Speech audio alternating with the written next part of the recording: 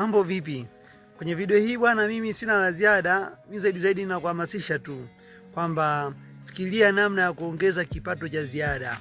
Fikiria namna gani unaweza kuongeza kipato cha ziada, kwa sababu sasa hivi maisha yamebadilika.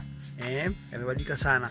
Ukikumbuka miaka ya nyuma kidogo tu, mafuta lita moja tulikuwa tunanunua shilingi 2000, 3000, lakini sasa hivi mafuta yanafika hadi 6000, 7000 lita moja. Mafuta kupikia. Lakini ukikumbuka kipindi cha nyuma kidogo, nikikumbuka hata mimi nilikuwa nikitoka labda kutoka Dar kwenda Iringa, nauli ilikuwa shilingi 20,000, 21,000, imezidi sana 23,000, lakini leo ninavyoongea ni 35,000. Kwa hiyo maisha yanabadilika sana, jinsi dunia inavyoenda yanatokea mabadiliko mengi haraka haraka ambayo hatukuyategemea.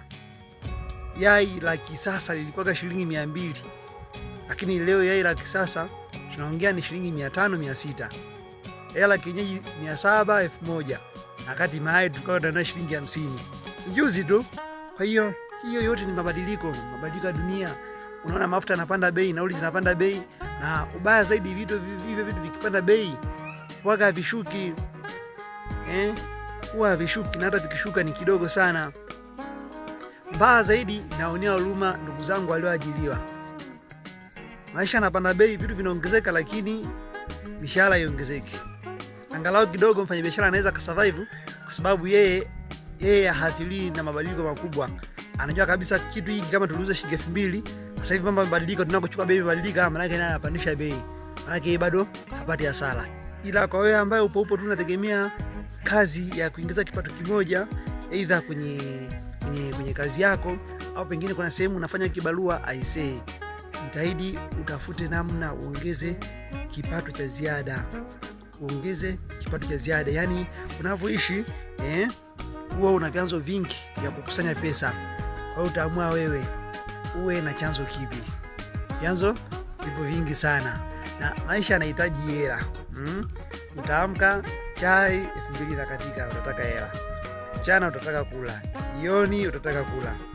Kama una familia ndio mbaya zaidi, usomeshe, nauli, bado usiongea kwenye system za serikali, kodi, uende kanisani au msikitini, kuna michango kama yote.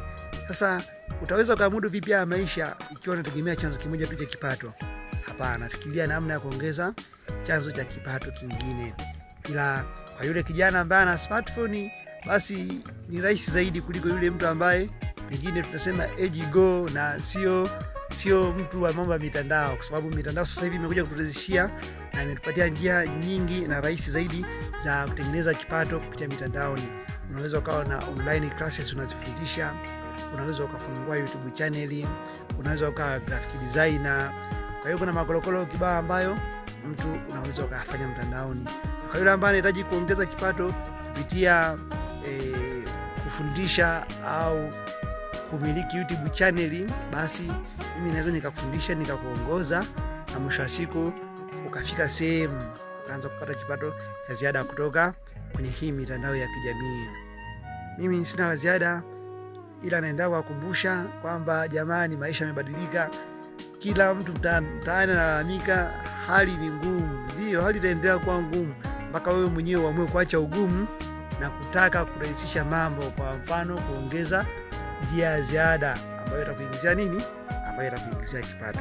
Tutana wakati mwingine na kwenye video nyingine tena. Asante.